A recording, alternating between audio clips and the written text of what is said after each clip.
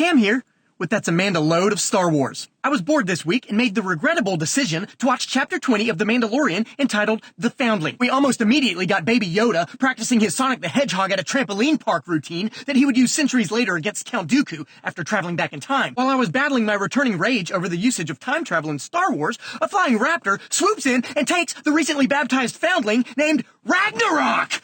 I'm not going to even talk about the plethora of problems I have with Disney crossing over their MCU and Star Wars franchises to give us an origin story to the least interesting and most elusive villain of the Thor films. I've seen Tiki Watada's Thor Ragnarok almost twice and still couldn't pick Ragnarok out in a lineup. What I will talk about, however, is Disney's eye-rolling attempt to cash in on Universal's successful Jurassic Park franchise. Who hired the only humans on planet Earth who don't know the difference between a raptor and a pterodactyl to write, draw, create, and approve of this dinosaur?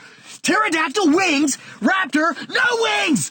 And just as I was placing an ice pack on my inflamed brain vein, they tried to divert our attention with some prequels flashback slide of Han trickery. It even worked for a second because I thought we were finally going to see which beloved Jedi was responsible for saving Baby Yoda. But instead, we were handed the biggest Star Wars casting disaster to date. A new Jedi, Kelleran Barbecue, takes charge and saves the day. Or did he? I couldn't quite place it at first, but something about him looked really familiar. And then it hit me faster than Master Qui-Gon running into Jar Jar Binks on Naboo.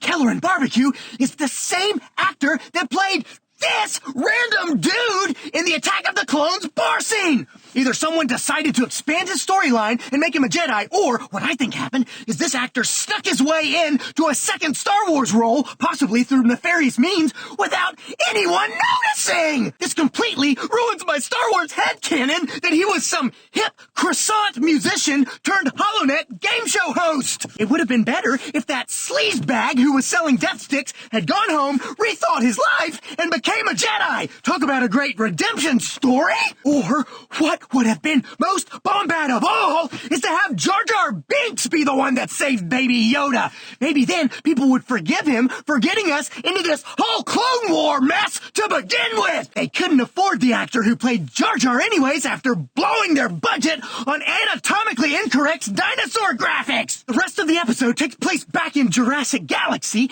where the armor lady hangs a giant Beskar trash can lid around Baby Yoda's neck.